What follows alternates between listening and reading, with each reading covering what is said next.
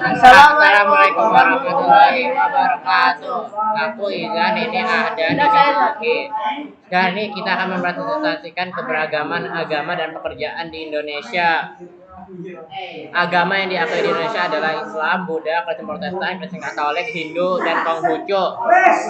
Satu, agama Islam. Agama Islam adalah salah satu agama monoteistik yang memiliki jutaan pengikut di seluruh dunia. Islam didasarkan pada ajaran yang terkandung dalam Al-Quran, kitab suci agama ini, serta hadis yang merupakan catatan ucapan dan tindakan Nabi Muhammad SAW, pendiri agama ini. Berikut adalah beberapa poin penting tentang agama Islam. 1. Tauhid. 2. Al-Quran. 3. Nabi Muhammad. 4. 5 rukun Islam. 5. Sunnah dan hadis. 6. Syariat. 7. Umat Islam. Tempat ibadah, masjid, Tuhan Allah Sallallahu Alaihi Wasallam. Kitab suci Al-Quran. Agama Islam memiliki banyak cabang atau mazhab. Kristen Katolik. Agama Kristen Katolik adalah salah satu denominasi Kristen yang memiliki basis keyakinan ajaran khas. Berikut adalah penjelasan singkat tentang agama Kristen Katolik. Keyakinan Trinitas. Kitab suci agama kami menggunakan perjanjian lama dan perjanjian baru sebagai kitab suci mereka. Selain kitab mereka maupun kitab Quran yang dikenal sebagai Deuterocanomica atau kitab Apokryf. Paus dan hierarki gereja, sakramen, ekaristi, Maria dan orang kudus, pelayanan sosial, tradisi dan ritual, etika dan moralitas, kitab suci, Injil atau Bible, Tuhan Yesus Kristus, tempat ibadah gereja. Kristen Protestan. Agama Kristen Protestan adalah salah satu denominasi utama dalam agama Kristen yang memiliki ciri-ciri dalam sejarah khusus. Berikut adalah penjelasan singkat tentang agama Kristen Protestan. 1. Reformasi Protestan. Agama Kristen Protestan memiliki akar sejarah dalam gerakan Reformasi Protestan pada abad ke-16 yang dipimpin oleh tokoh seperti Martin Luther, John Calvin, dan Huldrych Zwingli. Gerakan reformasi ini bertujuan untuk memurnikan ajaran dan praktik gereja Katolik Roma. Prinsip utama agama Kristen Protestan mengutamakan beberapa prinsip utama seperti salah skriptura, hanya kitab suci sebagai otoritas, sola fide, kepercayaan pada iman sebagai cara untuk mendapatkan keselamatan, sola gratia, keselamatan hanya oleh anugerah Allah, dan soli deo gloria, semua untuk kemuliaan Allah. Kebervariatan. Agama Kristen Protestan memiliki banyak aliran mazhab dan denominasi yang berbeda. Contoh denominasi Protestan termasuk gereja Lutheran, gereja Reformed, Baptis, Metodis, Pentakosta, dan banyak lainnya. Setiap denominasi memiliki doktrin dan tradisi khusus. Liturgi. Praktik ibadah di gereja Protestan dapat bervariasi. Beberapa gereja mengadopsi ritus liturgis yang formal, sementara yang lain mungkin memiliki ibadah yang lebih sederhana dan bersifat kontemporer. Keselamatan oleh iman dalam Yesus Kristus adalah fokus utama dalam ibadah Protestan, gereja dan pembelajaran kitab suci. Pembelajaran kitab suci sangat penting dalam agama Kristen Protestan. Gereja Protestan sering memiliki khotbah yang mendalam, pengajaran Alkitab, dan penekanan pada pemahaman pribadi kitab suci oleh jemaat. Peran individual dan kesaktian. Agama Kristen Protestan menekankan pada peran individu dalam iman dan kesaksian pribadi. Anggota jemaat diharapkan untuk mengembangkan hubungan pribadi dengan Allah dan memberikan kesaksian tentang iman mereka. 7. Misi dan pelayanan sosial. Gereja Protestan aktif dalam misi dan pelayanan sosial, seperti bantuan kemanusiaan, pendidikan, dan pekerjaan sosial. Mereka sering berperan dalam mempromosikan keadilan sosial dan perdamaian. Kristen Ortodoks. Agama Kristen Ortodoks juga dikenal sebagai Gereja Ortodoks Timur adalah salah satu dominasi berdasar dalam Kekristenan. Berikut adalah penjelasan singkat tentang agama Kristen Ortodoks. 1.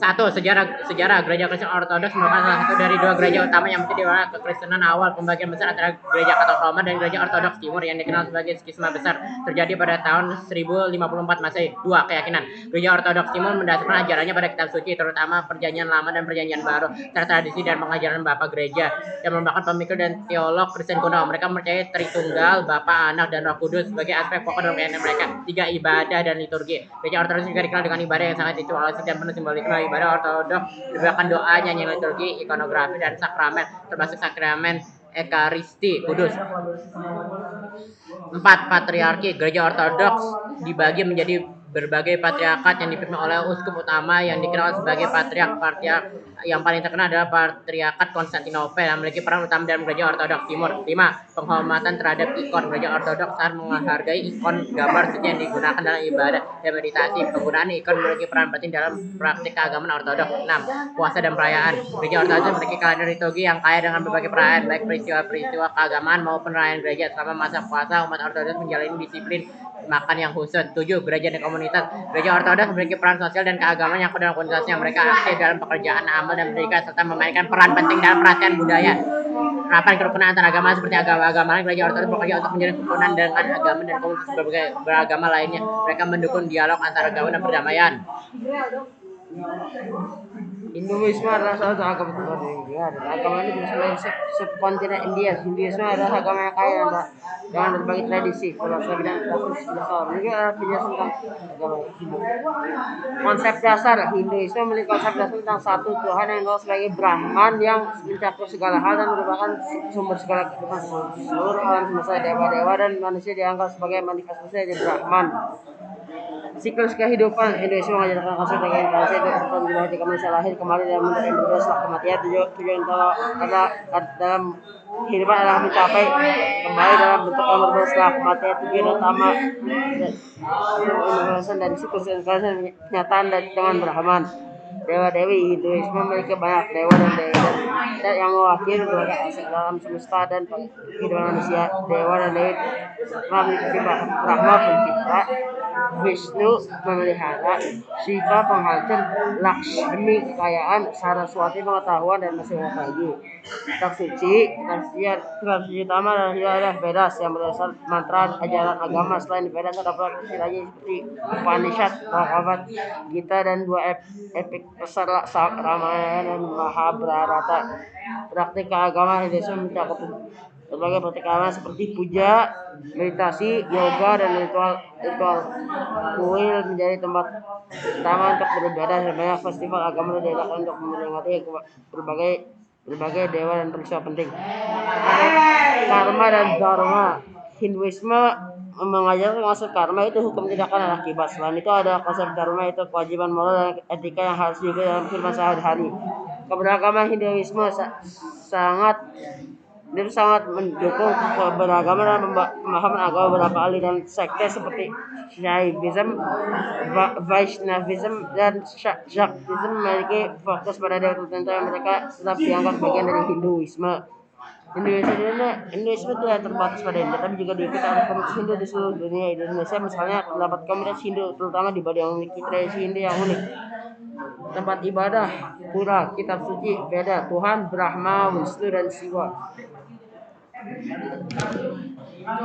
Agama Buddha, juga dikenal sebagai Buddhisme, adalah agama dan filsafat yang didasarkan pada ajaran-ajaran yang diinstruksikan kepada Siddhartha Gautama, yang kemudian dikenal sebagai Buddha. Berikut adalah penjelasan singkat tentang agama Buddha.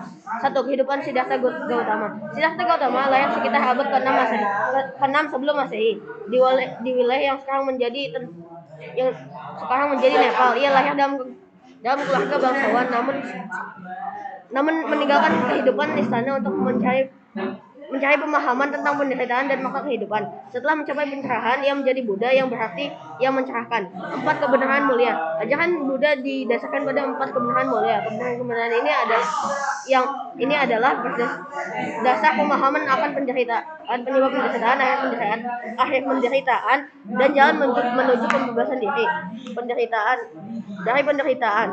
Reinkarnasi dan nirwana. Buddhisme mengajarkan konsep reinkarnasi, di mana jiwa individu harus bereinkarnasi dalam kehidupan yang baru. Tujuan akhirnya adalah mencapai nirwana yang merupakan keadaan pembebasan dari penderitaan, siklus reinkarnasi, dan hukuman. 4. 3 cabang utama. Terdapat 3 cabang utama dalam Buddhisme, Theravada, Mahayana, dan Vajrayana. Masing-masing cabang memiliki interpretasi yang berbeda tentang mengenai ajaran agama Buddha dan praktik keagamaan. 5. Stupa dan wihara. Stupa adalah bangunan suci berbentuk kubah yang digunakan untuk penyimpanan relik Buddha atau peringatan tempat-tempat penting dalam kehidupan Buddha. Wihara adalah kuil atau tempat ibadah bagi umat Buddha. 6. Karma dan etika. Buddhisme mengajarkan konsep karma, di mana tindakan individu di masa lalu mempengaruhi nasib mereka di masa depan. Etika penting dalam praktik Buddha, termasuk larangan membunuh, mencuri, berbohong, melakukan perbuatan cabul, dan mengonsumsi alkohol. Meditasi adalah bagian integral dari praktik Buddhisme. Meditasi digunakan untuk mencapai pemahaman yang lebih dalam tentang diri sendiri, mengendalikan pikiran, dan mencapai pencerahan.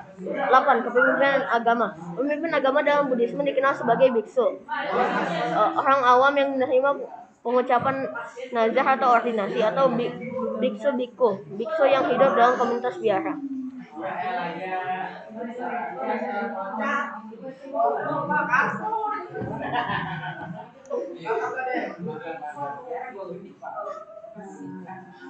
Sorry, technical difficulties. Kitab suci Tripitaka, Tuhan Adi Buddha, tempat ibadah vihara. Konghucu.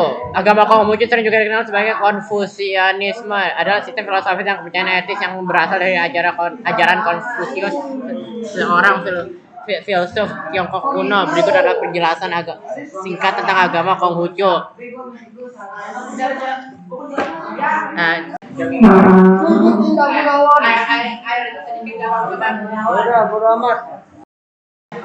Seorang filsuf Tiongkok kuno. Berikut adalah penjelasan singkat tentang agama Konghucu.